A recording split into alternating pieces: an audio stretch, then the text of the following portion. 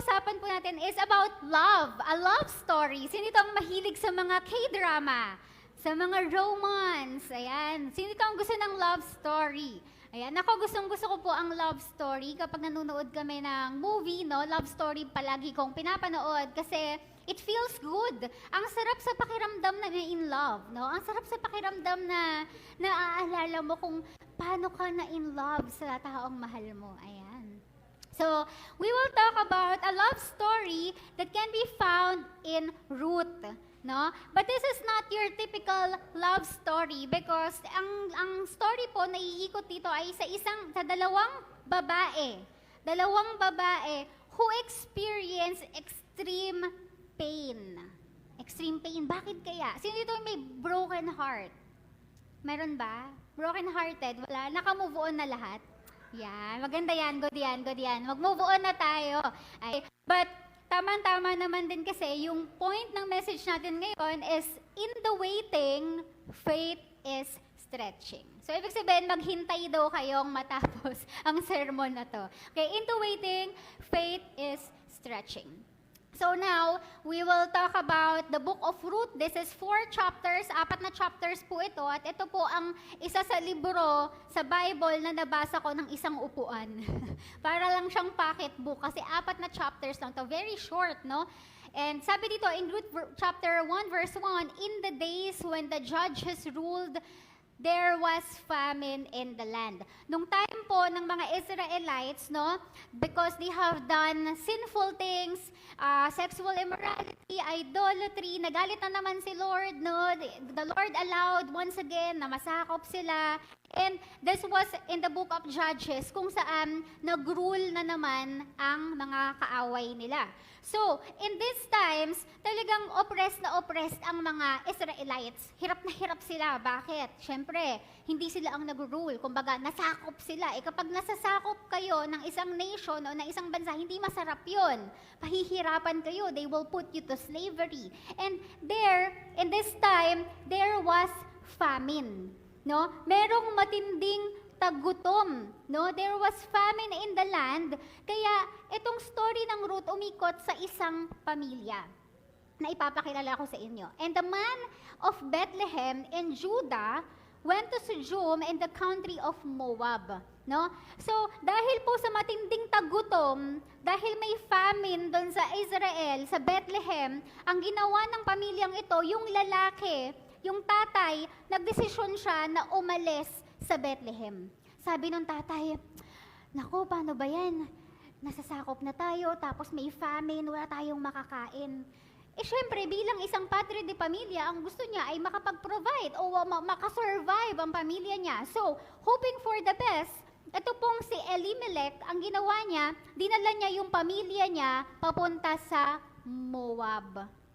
No? Ito pong Moab na to, kung iba-background check lang natin, itong Moab na to po, ito po ay ang descendants ni Lot. Kung natatandaan niyo po yung story kay Abraham, kailan niyo po ba si Abraham? The father of faith, di ba? Yan. So si Abraham po, meron siyang kamag-anak si Lot. Remember the Sodom and Gomorrah, di ba? Si Lot po, siya po yung humiwalay kay Abraham nung time na yon. And that time, nasunog kumbaga yung angkan kasi nila is natupok nung sa Sodom and Gomorrah kasi pumunta sila doon eh. Tapos ito po si Lot, meron siyang 2 anak. Okay, nasusundan. Alam mo, napaka-importante po nasundan niyo yung bawat storya dito kasi this is a storytelling. Isipin niyo po na nasa sinehan tayo. Gusto ko i-picture out niyo yung nangyayari. Okay, si Lot, nagkaroon siya ng 2 anak na babae. Tapos, nanganganib kasi sila na parang sabi ng 2 anak na babae, nako, paano kayang magtutuloy yung lahi natin? Ang ginawa nitong 2 anak na babae is nilasing nila yung tatay nila at nagpaanak sila. So in short, si Moab, yung pinangalanan kung bakit nagkaroon ng Moabites, ay anak ni Lot sa anak niya. So this is an incest relationship. Anak sa tatay. Diba? Kadiri, diba? Kung titignan mo, parang ayaw natin yun, diba? So, that was immoral. So, imagine kung gano'n nagsimula, itong lahi ng Moabites, what more will you think about their culture? So, most likely, ang culture ng Moabites ay talamak sa sexual immorality. They worship pagan gods. They don't worship God, the Yahweh. At talagang, kumbaga, kung titignan mo, yung Moabites is, malala. Diba? Ganon. Si Elimelech, dahil sa tindi ng kagutuman o taggutom sa Bethlehem, nagdesisyon siya. Kahit na alam naman natin na ang Bethlehem o ang Israel ay protected ng Lord. Na ang Bethlehem ay Israel ay tinawag na nation na kung saan apple of the eye of the Lord, di ba? Iniingatan ng Lord. Hindi sila nakapaghintay. Ang ginawa ni Elimelech, dinala niya yung mag-iina niya. Okay?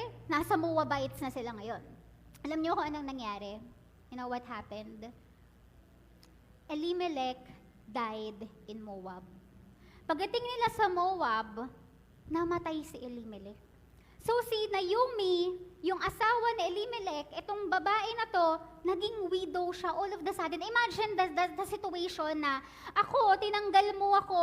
Actually, ako nga, ang hirap bilang babae, naiwan mo yung family mo para sumama sa asawa mo. Ang hirap eh. Kasi new culture, lalo na yung dinala sa probinsya, sa partido ng binan tumira, napakahirap pong makisama, bagong culture. Syempre sa bahay mo, comfort zone mo yun, kahit anong gawin mo, okay. Pero pag nasabihanan ka, ang hirap. So imagine, si Naomi, nandun siya sa Moab, wala siyang kakilala, wala siyang kamag-anak, she is foreign in that land, mamamatay pa yung asawa niya. Ako po, hirap na hirap ako kapag yung asawa ko nasa abroad. Tapos, nandun ako sa bahay namin sa Santo Tomas, wala akong kakilala. Remember nga, kapag may nagtatanong, bakit di mo na ulit pasakayin sa barko yung asawa mo? Alam niyo yung lagi kong kinukwento sa kanila, yung lowest point ng life ko with Sela, you know what? Dumating yung time, bumabagyo. Bagyong-bagyo po, sobrang lakas ng bagyo, naubusan ako ng tempra. Tapos si Sela, nagte-39 to 40 yung lagnat. Wala akong tempra. Since wala akong kasama, wala akong kakilala, wala akong kaibigan doon sa bahay namin na kung saan doon kami nagtumira ng asawa ko, alam niyo po, nagmakaawa ako sa lahat ng makikita ko sa Facebook na taga ron, sa community ng subdivision namin, sa mga naglalala-move, nagmamakaawa po ko, parang awa nyo na makikihingi lang po ng tempra o baka pwede nyo po kami dalhin sa emergency room. Alam niyo po, ni isa, walang sumagot sa akin. That was the time na iyak ako ng iyak kasi anong naramdaman ko noon? Lord, ang hirap palang mag-isa. Na hindi ko alam kung anong mangyayari sa anak ko, pwedeng magkumbulsyon. Tapos wala akong mahinga ng tulong, ni isang rescue, walang dumating para sa akin. Alam niyo po ba yung pakiramdam na gano'n? So, imagine yung feeling ni Naomi na meron siyang 2 anak na naiwan sa kanya, namatay yung asawa niya. And imagine that time, kapag po nawala ng asawa, ang mga babae hindi po nakakapagtrabaho. So they don't have the means to be a strong, independent woman. Gaya ngayon, na kapag iniwan ka ng asawa, kaya mo pa rin buhayin yung anak mo. That time po, hindi. Thankful na lang na si Naomi ay may 2 anak na lalaki. So ito pong 2 anak na lalaki niya, nakapag-asawa po ng Moabites. No? So doon na nakapag-asawa, doon na sila tumira, doon na sila naglagi. And for 10 years, nagstay sila sa Moab. No? Siguro ang tagal ng famine sa Bethlehem, ang tagal ng punish. Kasi ganoon talaga kapag judgment eh. Ang tagal lang ng kapag nasasakop ka, hindi lang naman 1 to 2 years eh. Talagang matagal na panahon silang nasasakop. And siguro sila, feeling nila mas safe sila doon, they stayed in Moab, nakapag-asawa na po yung 2 niyang anak ng Moabite. At alam niyo po kung ano nangyari. Meron na sanang magpo-provide. Meron na sanang padre di pamilya na tatayo sa pamilya nila. You know what happened? Namatay po yung 2 niyang anak. Imagine the feeling na hindi ka lang nawalan ng asawa, nawalan ka pa ng anak. At not 1 but 2. 3 deaths in a row. Ano niyo po yung pakiramdam ni Naomi that time? Sobrang bigat. Yung nag-abroad pa nga lang po yung asawa ko, hirap na ako. What more yung pinagdadaanan nitong balo na to? No? So ngayon po, ang nangyari, 3 na silang balo. 3 tatlo na sila na naiwan. And that time, kapag po ikaw ay naiwan sa foreign land, ang hirap po talagang maghanap buhay. Hindi ka makakakain kasi hindi ka makakapagtrabaho. So, life is really hard. Sagad na sagad si Naomi. At yung nararamdaman ni Naomi nung time na yun, maybe she was so broken-hearted. Talagang durog na durog yung puso niya. Kasi hindi lang siya basta iniwan ng jowa No? She outlived even her sons. Ang hirap po nun. So ngayon, natira yung dalawa niyang manugang, tama ba manugang? Dalawa niyang manugang, and sinabi niya po sa mga manugang niya, go, return each of you to your mother's house. Umuwi na kayo sa inyo. Kasi, may the Lord kindly deal with you, kasi wala na akong anak na maibibigay sa inyo. Sabi niya, wala na akong kamag-anak na pwede pang pakasalan nyo. Kasi nung time na yon, sa culture po nila, kapag, for example po, kapag po, sino dito mga kapagkapatid na lalaki? Halimbawa si Earl, nagkaroon ng asawa. Tapos yung si Earl, wag naman, in Jesus' name, no. Si Earl, for example, kinuha ni Lord agad, kailangan pakasalan ni Ryan yung asawa ni Earl. Ganon yung feeling. Ganon po nung time na yon. So, meron tinatawag doon na kinsman redeemer law. So, according to this law, kapag namatay yung asawa without leaving a male heir o walang anak na lalaki, yung kapatid niya, kailangan saluhin yung pamilya na yon. Kasi, bakit na ganito mag-work nung culture nila? Bakit ganito mag-work? Kasi nga po, ang mga babae that time, kapag naiwan ka ng asawa, wala ka ng probisyon, wala ka ng proteksyon. You will be left alone na hindi ka makakapagtrabaho. Kapag may nangyaring masama o may nagtangka sa buhay nyo, there's no man figure who will protect you. Walang security. And even a future, wala din. Alam mo yung feeling na parang, anong gagawin ko sa buhay ko? At that time, si Naomi matanda na. So, ang ginagawa niya, pinapaalis na niya yung dalawa niyang manugang. Nasasabi niya, umuwi na kayo sa mga magulang niyo. Ako, babalik na lang ako sa Bethlehem. Kasi wala na akong maibibigay sa inyo. Kung magkaanak man ako, ang tagal pa ng panahon na hihintayin niyo bago kayo makapag-asawa ulit. So, si Orpa, yung isa po na manugang ni Naomi, umalis. Sumunod siya sa mother-in-law niya. Oh, Mama, ayoko po kayong iwan, pero sige po, mag-aasawa ko ulit. Ganon. Si Ruth naman, ang ginawa niya, sabi ni Ruth, don't urge me to leave you. Oh, sweet. Sino dito yung ganon sa mother-in-law? Sino dito yung ganon? Hindi kita iiwan, ma. Diba? Hindi kita iiwan kahit ang sabihin mo, sabi niya. Or or to turn back from you. Sabi niya, napakaganda po ng sinabi dito ni Ruth sa kanyang mother-in-law. Imagine, hindi niya to tunay na nanay. Biyanan niya to. And madalas, kapag magbiyanan, magkaaway. Hindi ko alam kung bakit, no? Pero there's a commotion, no? Na palaging, sabi nga, bawal magkaroon ng dalawang reyna sa isang bahay, no? Kaya nga dapat live and cleave para walang issue, ganon. So ngayon, sabi ni, pero yung relationship ni Ruth dito sa kanyang biyanan, iba. Alam niyo, sabi ni Ruth, where you go, I will go. Where you stay, I will stay. Your people will be my people, and your God be my God. Grabe, mahal na mahal ni Ruth itong kanyang biyanan. And kung titignan ko, maybe, Naomi was really good woman. Siguro para magawa ni Ruth ito, sigurado po ako na napakabait na manugang, nabiyanan nito ni Naomi. Diba? Tama po ba? Napakabait siguro ni Naomi, kaya talagang si Ruth, ayaw siyang iwan, ayaw siyang bitawan. And imagine this Moabite po si Ruth. Kapag sinabi mong Moabite, hindi po si Yahweh ang God nila. Pagan God, pagan worshipper. Pero anong sabi niya? Your God will be my God. Grabe, no? So, in short, she turned to Christianity. Siguro naging Christian siya, nagtiwala na siya kay Naomi na, sige, alam ko yung Diyos mo. Kasi alam niyo, ang hirap pong isipin, no, kung paano nagtiwala si Ruth kay Naomi. Kasi kung titignan mo yung life ni Naomi, puro conflict. Namatayan ng asawa, namatayan ng anak.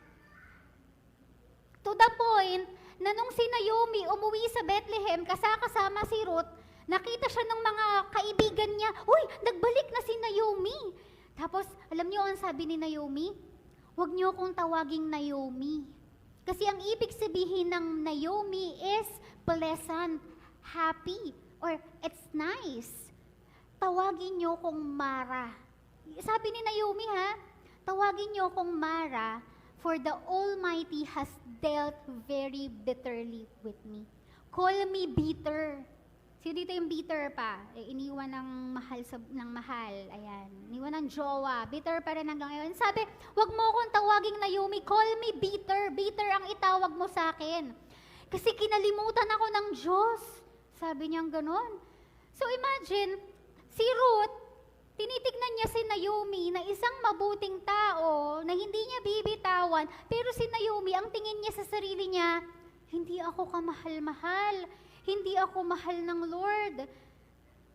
Diba? Sabi niya dito, I went away full, umalis akong puno. Pero ngayon, ibinalik ako ng Lord dito sa Bethlehem na empty. So dito yung feeling empty. Nagmahal ka na punong-puno. Nung na-broken, empty. Di ba? Ayan. Mga tatawanan yung mga youth dyan. Why call me Naomi when the Lord testified against me? Ang bigat po ng sitwasyon ni Naomi. Imagine the feeling na parang, naranasan niyo na ba yun? Yung parang, Lord, bakit parang walang magandang nangyayari sa buhay ko? Lord, bakit parang sunod-sunod yung nangyayari na ang pangit? Na, sinabi mo sa akin, Lord, ito yung promise mo, pero bakit ito yung mga nararanasan ko? Hindi ko makita yung hope. Ganun siguro yung nakikita ni Naomi, galit ka ba sa akin, Lord? Ano bang ginawa kong masama sa iyo, Lord? Bakit ko nararanasan to, Lord? Kasi yung depth ng pain ni Naomi is not just, wala akong kakainin bukas o wala akong sasahurin bukas. Hindi lang ganun eh. Yung pain ni Naomi is she lost the people that she loved the most, plus she even lost the future. Yung hope niya sa future that someone would provide and protect her, nawala. Hindi lang asawa, kundi mga anak. So now, she really felt empty na, Lord, wala ka nang tinira sa akin. Lord, wala nang natira sa akin. Lahat na lang kapangitan ang nangyari sa buhay ko. So, call me bitter, I am now Mara. Sabi niyang gano'n. So, ito po, kung titignan niyo siguro yung mata niya, ganito. Talagang, alam mo yung mata na punong-puno ng lungkot? Na pag tinignan mo, wala kang makikitang kahit konting spark.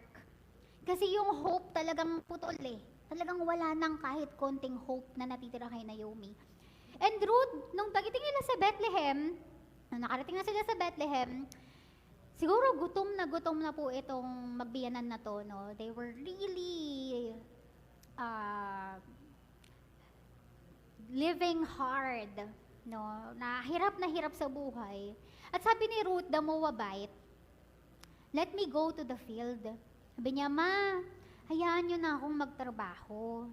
Hayaan niyo akong mag-glean among the ears of the grain. Kasi po nung time na yon, kaya po umuwi sila Naomi doon sa Bethlehem is nagkaroon na po ng provision. Nagkaroon ng harvest. Kaya sabi nila, oy, ito na yon, baka mas maganda yung buhay natin pag bumalik tayo sa Bethlehem. So during the harvest po, yung gleaning, ang ibig sabihin po ng gleaning ay kapag nag-harvest ng barley, yung mga tira-tira, yung mga nalalaglag, pinapabayaan na nila yon. Para yung mga widow, yung mga poor, yung walang means talaga, walang sariling land, sila po yung pupulot ng mga tira-tirang barley. Tira-tirang barley na naaani. So, gleaning po yung tawag doon. In short, para kang namumulot ng mumu ng iba. Tira-tira. At yun lang yung kayang gawin. Imagine, dahil nga babae sila, they can't work, they can't provide for their own, dahil babae sila, yun lang yung nakita ni Ruth na way para mabuhay. Kasi gutom na sila eh. So, ginawa niya, pumunta siya sa isang field, nag-glean siya. Okay? And merong isang lalaki, ang pangalan niya ay Boaz. Na? Ito pong si Boaz, siya yung may-ari ng land. Nung nakita niya po, na merong babae na unfamiliar sa kanya. Sabi niya, "Whose young woman is this? Sino to? Bakit merong babaeng namumulot dito, nagigilin dito sa land niya?" And then she said, nung nakita ni Ruth, na nakita siya ni Boaz, sabi niya, "Please let me glean among the sheaves after the reapers. Hayaan niyo po, parang awa niyo na po, hayaan niyo po akong mamulot ng natitira po na mga barley para po may makain lang kami." Siguro ganun, nagmamakaawa siya. Imagine sa mga telenovela, di ba? May isang lalaking sobrang yaman, di ba? Nasa hasyenda, ganun. Tapos, yung bidang babae, mahirap lang mamumulot ng mga tira-tira. Tapos makikita ng lalaki, "Sino tong babaeng to? Parang awa niyo na po." Ganon. So, sa telenovela, in short, drugs, ano yun, tawag doon? Yung kapag poor tsaka rich, yung tawag doon? Yung mayaman, tapos mahirap lang yung babae. Favorite pag-tandemen, parang mga Marimar, ganon, di ba? Marimar, yaman ng lalaki, tapos si Marimar, pasayaw-sayaw lang sa tabing dagat, ganon. And then, nakita ni Boaz kung gaano kasipag si Ruth. Okay? Sinabi ni Boaz, siguro, kasi nung time na yon si Naomi, pakiramdam ko po si Naomi maraming kaibigan. Kasi the fact nung umuwi siya, talagang may mga sumalubong sa kanya. Talaga po siguro napakabuting tao nito ni Naomi, no? And then sabi dito ni Boaz, "Sige, basta ang pagpupulutan mo lang ng glean, mag-glean ka lang, dun lang sa lugar kung saan itong mga tao ko nag-glean. Huwag kang lalabas sa kabilang land." Alam niyo po kung bakit? Delikado. Kasi first, babae, si Ruth. Pwede siyang pagsamantalahan, pwede siyang saktan. Second, she is not an Israelite. She is a Moabite. At ang Moabite po ay kaalitan din ng mga Israelite. Hindi rin sila good terms. No? So sabi ni Boaz, "Sige, basta dito ka lang. Huwag kang aalis dito. At kapag nauuhaw ka, pumunta ka doon sa vessels at uminom ka." Wow! Di ba? Ang bait naman ni Boaz. Hindi niya pinigilan si Ruth. Tapos parang, alam mo yung parang dahil cutie girl siguro si Ruth, hindi na lang siya sinita. Ayun, ganon. May favor. Ganon. And then in Ruth 2 verse 10, sabi dito, "She fell on her face." Talagang yumuko siya and nagbow siya sa ground and sabi niya, "Why have I found favor in your eyes that you should take notice of me since I am a foreigner?" Bakit ganito ka kabait sa akin? I am a foreigner, hindi mo ko kilala. Anong meron ako para gawin mo sa akin ang kabutihan na to? But you know what? Si Boaz po kasi ay kilala bilang man of noble character.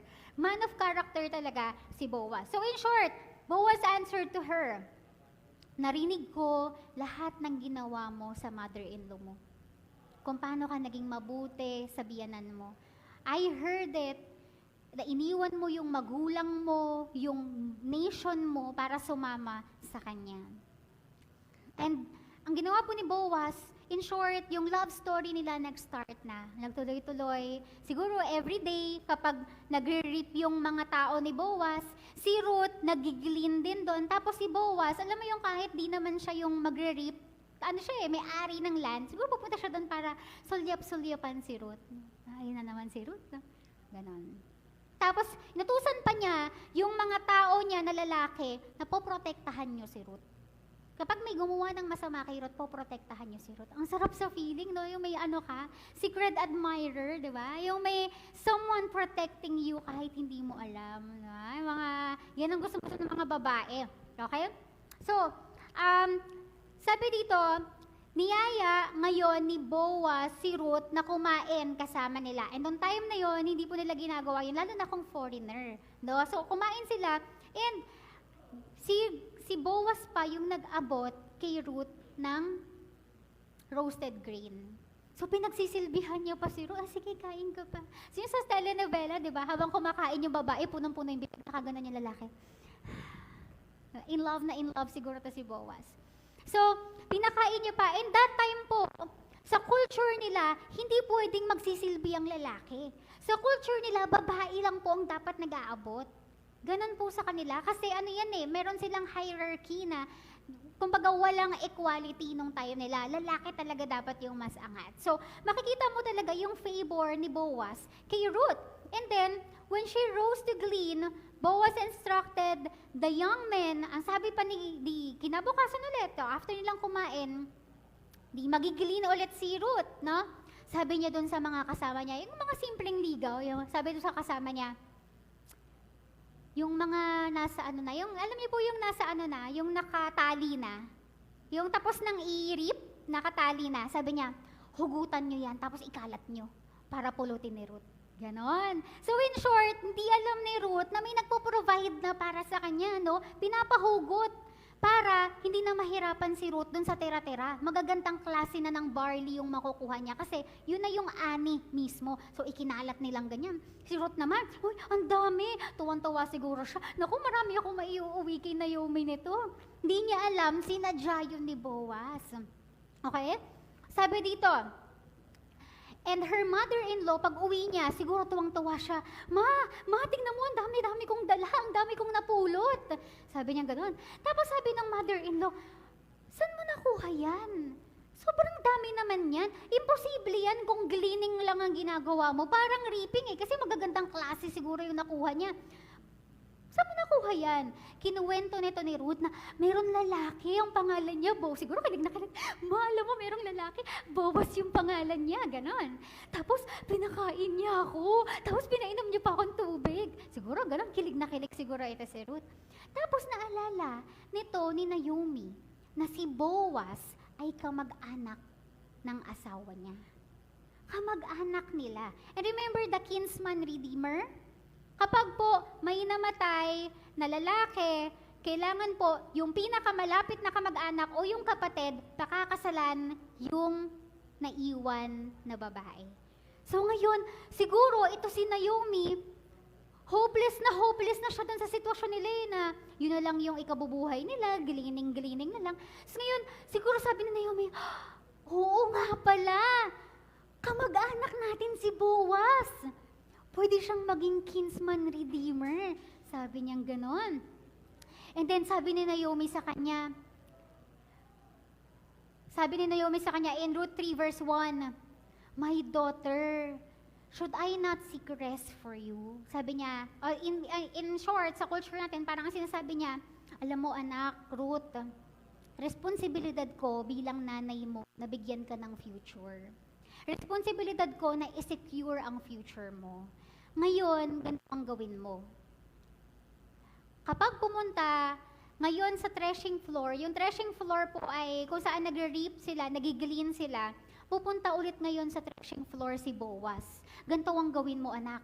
Maligo ka, sabi niya, wash therefore and anoint yourself and put your cloak on.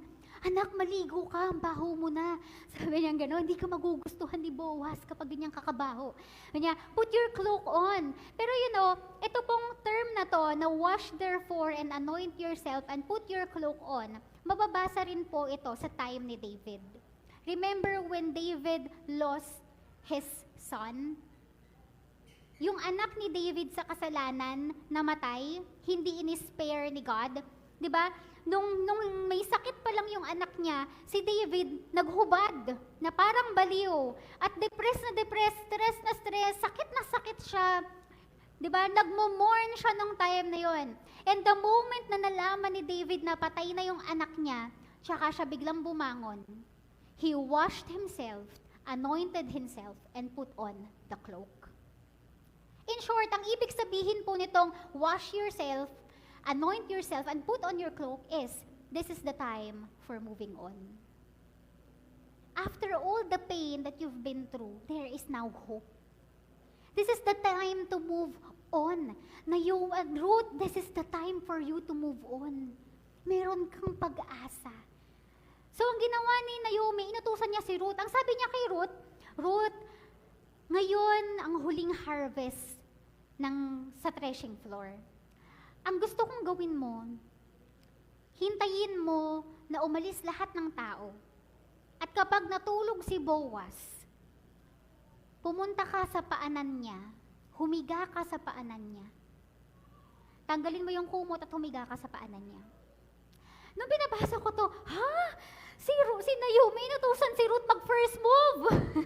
Di ba, yung mga babae, ayaw nating mag-first move, no? So, inuutusan niya si Ruth na mag-first move, no?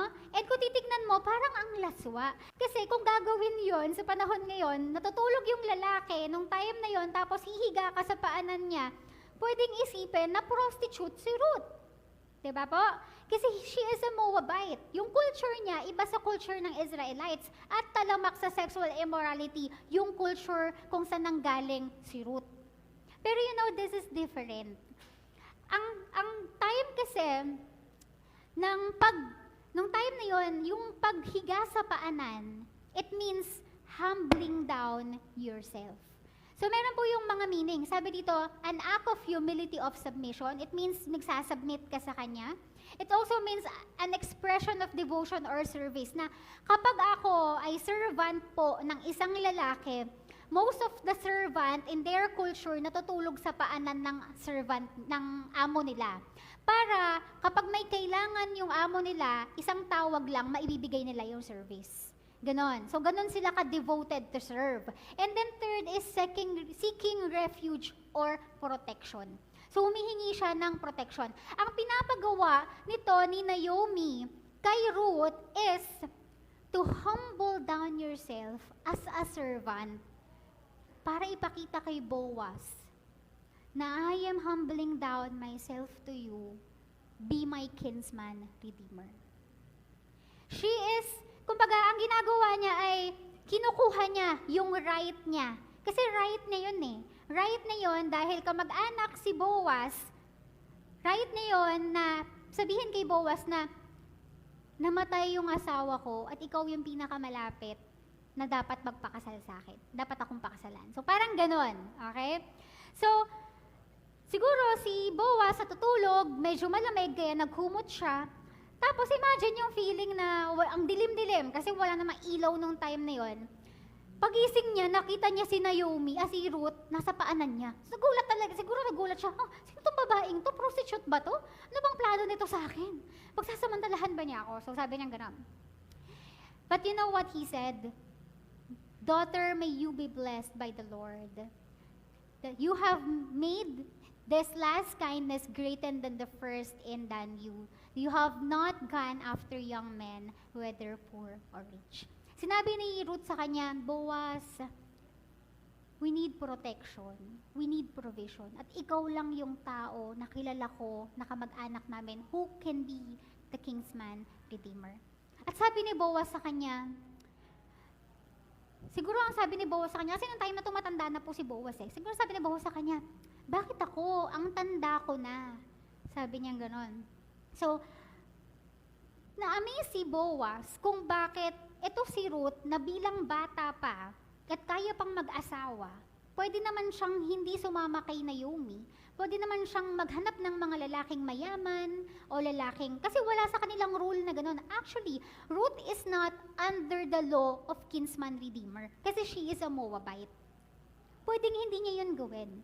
Pero sumunod siya sa kung ano yung sinasabi ng kanyang biyanan. Kaya sabi niya, you may not gone after young men, whether poor or rich. Ako pa rin yung pinili mo. And now, my daughter, do not fear. Kang matakot. I will do all that you ask. Gagawin ko kung ano yung gusto mo. Siguro si Ruth, tuwang-tuwa siya. Sabi niya, yes, finally, mag-akaroon na ako ng kinsman redeemer. May magpapakasal ulit sa akin. Kaya lang, akala po natin, itong love story na to ay happy ending na. Meron pong antagonist. Sabi ni Boaz, kaya lang Ruth, hindi ako yung pinakamalapit niyong kamag-anak. Merong isa pang lalaki na mas close sa kamag-anak ni Elimelech. And sabi niya, and now that is true, sabi niya, so ganito Ruth, magstay ka dito, kasi kilala si Ruth bilang noble woman din, magstay ka dito para hindi ka makita ng mga tao. Kasi kapag nakita ng mga tao na pinuntahan mo ako dito, baka isipin nila, prostitute ka. O may ginawa tayong hindi maganda. So itinago ni Boaz si Ruth, and then pagising niya, binigyan siya ng 6 measures of barley. Napakabigat po nun, inuwi niya kay Naomi. At sabi niya, huwag kang uuwi sa biyanan mo empty-handed. Remember yung kanina, di ba? Sabi ni Naomi, I went away full, I came back empty-handed. And now, this is a glimpse of hope na sinasabi ni Boaz, you are not empty-handed anymore. Hindi ka na empty ngayon. There will be someone who will provide for you. And then, sabi dito, umalis si Naomi, umalis si Ruth, pumunta siya kay Naomi, kinuwento niya, Naomi, meron pa palang isang kinsman, redeemer. So, sabi ni Naomi, wait, my daughter, until you learn how the matter turns out. Sige, ganito, maghintay na lang tayo sa kung ano yung gagawin ni Boaz. For that man will not rest, but will settle the matter today. Wait, alam mo yung feeling na may ginagawa ka ng action. Ginagawa mo na lahat. Lord, nagtatrabaho naman ako. Pero bakit yung part mo parang hindi ko makita? Bakit may moment of waiting? Bakit mayroong gap? Alam mo po yung gap? Yung in a moment kung saan may ginawa ka, may time of silence na hindi mo pa ma-receive yung answer. That was the most hard moment. For example, may nag-propose. Lumuhod yung lalaki, nag-aantay ng sagot, tapos yung babae tumigil. Siguro mga 30 minutes na hindi pa sumasagot. Alam mo yung feeling ng gap na yon, naghihintay ka, you are waiting for an action, you are waiting for something in return dun sa action na ginawa mo. And imagine yung feeling ni Ruth at saka ni Naomi, ano kayang mangyayari? I-redeem kaya tayo ni Boaz? So, ganun so yung nararamdaman nila. And you know, yung meaning po nung wait dito sa time na to, yung wait na sinabi sa kanya ni Naomi is in Psalm 37 verse 3, trust in the Lord with all your heart. No? Trust in the Lord and do good, dwell in the land, befriend faithfulness, delight yourself in the Lord, and He will give you the desires of your heart. Commit your ways to the Lord, trust Him, and He will act. So remember po, no, when Elimelech went out from the Israel, from Bethlehem to Moab, they didn't wait. There's no instruction from the Lord na umalis sila. There's no instruction sa Lord na pumunta sila sa Moab. At I know for sure na hindi plano ng Lord na pumunta sila sa Moab. Because sa Moab, hindi nila makukuha kung ano yung, wala si Lord dun eh. Sa city na yun, sa culture na yun, wala si Lord dun. But now, si Naomi, she learned how to wait. Na there are times na kapag may gusto tayo mangyari sa buhay natin, gumagawa tayo ng paraan, we take things in our own hands, gumagawa tayo ng action kahit hindi pa naman sinasabi ng Lord. Kaya tayo minsan napapahamak. Kaya tayo minsan nagkakamali. And now, sabi ni Naomi, she learned. Now we wait. Maraming times, tinake natin sa Lord yung action. Maraming times, inagaw natin sa Lord yung will. Maraming times, hindi tayo sumunod sa sa gusto ng Lord. Now we wait. Tignan natin kung anong gagawin ni Lord sa moment na to. And in times of waiting, kung pinaghihintay ka man ngayon ng Lord, kung hindi mo man nararanasan yung sagot dun sa pinananalangin mo, kung hindi mo man nakikita yung fruits of labor mo, hard work mo, fruits ng pagtitiis mo, fruits ng pain, fruits ng lahat ng sakripisyong ginagawa mo, you wait. Because the Lord is gonna do something for you. You wait. Learn to wait and to trust the Lord. No? So, ang nangyari po, si Boaz, pumunta siya doon sa lalaki at sinabi niya, bilhin mo itong lugar na to kung saan naiwan ni Elimelech at ng mga anak ni Elimelech, sabi niya gano'n. Kasi ikaw yung kinsman redeemer. Ikaw yung pinakamalapit na pwedeng mag-redeem sa pamilyang ito.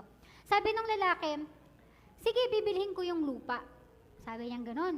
So, ayan na nga, parang hindi na matutuloy yung love story ni Boaz at saka ni Ruth kasi may bibili na eh. Pero sabi ni Boaz, pero kailangan mo ring bilhin. Kailangan mo ring isama si Ruth at ang kanyang biyanan. Kasi ito ay naiwang pamilya nila Elimelech.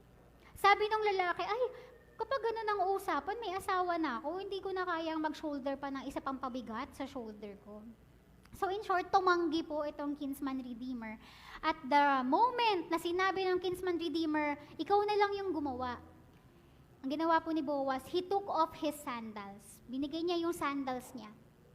A sign, nung time na yon, yun po yung parang kontrata. A sign na binibili niya ngayon ang ari-arian at ang pamilya na naiwan ni Elimelech. And also, ngayon, sabi ni mga tao, in short, kinasal po si Boaz at saka si Naomi. Si Ruth, sorry. Kinasal po si Boaz at si Ruth, so nagkaroon ng happy ending. No? And then, sabi ng mga tao o ng mga kaibigan ni Naomi sa kanya, Naomi, blessed be the Lord who has not left you to this day. Imagine the pain that she experienced. Imagine the hopelessness. Imagine the agony na naiwan ka, wala kang future, wala ka ng hope, there's no provision, there's no protection. Ngayon, sinasabi ng mga tao, people, it is the people who are talking about your life. You are blessed that the Lord never left you. Imagine the identity na iniisip ni Naomi about herself. The Lord doesn't love me. The Lord doesn't care for me. Pinabayaan niya ako. There's no provision. There's no hope. But people around Naomi saw how the Lord is taking care of them. Na hindi mo kailangan ipagyabang, ipagmalaki. No? Na sometimes, akala mo hindi ka mahal ng Lord, pero yung mga tao sa paligid mo nakikita kung gaano ka ka-bless. Sometimes, hindi mo lang nakikita eh. Pero, the Lord is looking after you. Hindi ka pinapabayaan ng Diyos. Well, alam niyo itong story na to, there's no splitting sea. There's no Jesus walking on waters. Walang rain na babagsak, walang mana na bumabagsak. There's no big miracle. You can't see the hands of the Lord moving in their life, but you can see the little details where God is concerned to them, using people around them. Hindi mo man minsan makita kung gaano kalaki ang ginagawa ng Diyos sa'yo. In every detail of your life, God is working. Hindi mo man makita kung paano kumikilos ang Lord sa'yo ngayon. Hindi man kasing extravagant ang naranasan ng ibang propeta. There's no God talking in this book. There's no God doing miracles in this book, but there is a God looking after them. There is a God orchestrating the plan. There's a God holding their future. There's a God caring for them. There's a God providing for them, protecting them, and using people. And right now, wala tayong makikitang extravagant healing, splitting the sea, walking on waters. Sa panahon natin ngayon, in this culture, wala kang makikitang extreme miracles, looking the si Lord yun. But you can see people working in the midst of your darkness na pinadala ng Diyos para iparamdam sa'yo that He loves you and He cares for you. Na minsan hindi mo makita kasi sobrang liit ng detalye, pero ang Diyos, hindi siya nagbabago noon, ngayon, at kailanman. Hindi mo man makita kung gaano kalaki. But remember, the Lord is holding your future. The Lord knows your situation. The Lord knows your pain. The Lord cares for you. And you know what? Yung anak po ni Ruth at ni Boaz, dito po ako magtatapos. Yung anak po ni Ruth at ni Boaz, ito po ay si Obed. Pinangalanan nilang Obed. And you know who Obed is? Si Obed po ay lolo ni David. Si Obed po ay lolo ni David. At si Boaz po, ang nanay ni Boaz ay si Rahab. If you know the story of Rahab, noong pababagsakin ng Israelites ang walls of Jericho, may nag-iispiya sila. May isang babae na Canaanite na tumulong sa kanila para mapabagsak ang Jericho. That was Rahab. Rahab was a prostitute. Si Boaz po ay isang anak ng prostitute, isang anak ng Canaanite na hindi po Israelite. At nakapag-asawa po si Boaz ng isang Moabite. At itong Moabite na to na si Ruth ay nagkaroon ng anak who is Obed, the father of Jesse, the father of David, kung saan po ang linya ng ninuno nila is pointing down to Jesus, who is the kinsman redeemer in our times. The redeemer who is about to redeem us from sin, from pain, from brokenness, from emptiness. Imagine how God is using these people, a prostitute, a Moabite, these people who are not perfect, pero sila po ay tinawag ng Diyos para maging nanay ng nanay ng nanay ng nanay, pointing down to Jesus.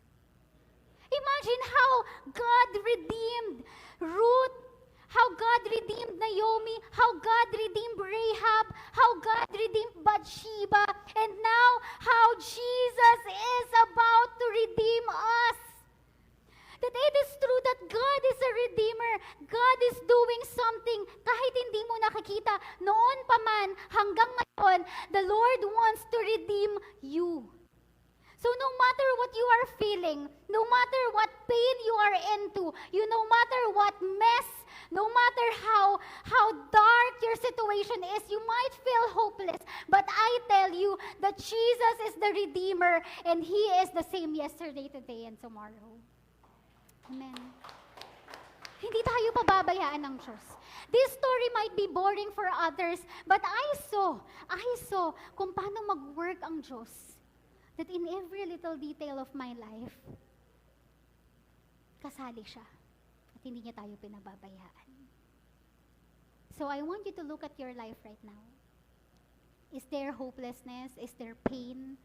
Is there agony? This morning, let's claim the right of redemption. Kasi ginawa na ng Diyos. Ginawa na ni Jesus. Jesus went from heavens to earth and died at the cross to redeem you. And now it's your time to humble down yourself. To touch the feet of Jesus and say, Jesus, I need a provider. Jesus, I need a protector. Jesus, I am humbling down myself to you. I need you. Because you are the only one who can redeem this life, this sinner's life. You are my only hope. Come on, let's all stand. Let's all stand. It's now time for us to humble down. It's now time for us to claim that. Kasi may ginawa na ang Diyos. Hindi mo lang nakikita. The Lord has already redeemed you. Akala mo, pinabayaan ka niya. Akala mo, hindi ka niya naririnig. Akala mo, wala siyang pakialam sa buhay mo. But in every little details of your life, may ginagawa siya. Mula noon hanggang ngayon, ang ginagawa niya ay para sa'yo. Now, will you humble down? Will you humble down, surrender, and wait? Will you lay at Jesus' feet? I remember a story of a woman in the New Testament kung saan merong isang perfume so expensive. Sobrang mahal. This is worth a lot. The alabaster jar. Pero binasag niya yun. Something valuable to her, binasag niya yun. Ginamit niya yung buhok niya. She laid at the feet of Jesus. At pinunas niya itong perfume na to, itong alabaster jar na to. Pinunas niya sa paanan ni Jesus. With humility. With humility saying, there's no more valuable than you, Jesus. Na kahit mawala lahat sa akin ngayon, iwan ako ng mga mahal ko sa buhay. Mawala sa akin tong trabaho na to.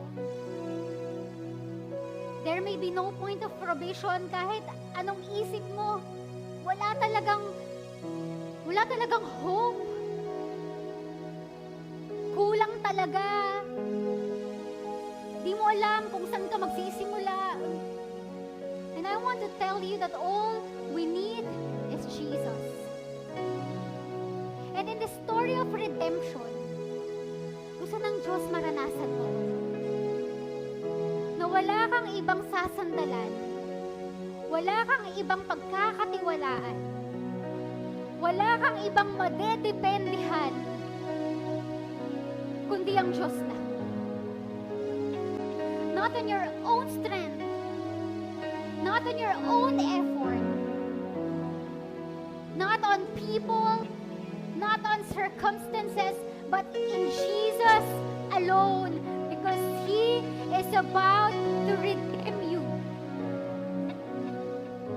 He already redeemed you. All you need to do is to claim it.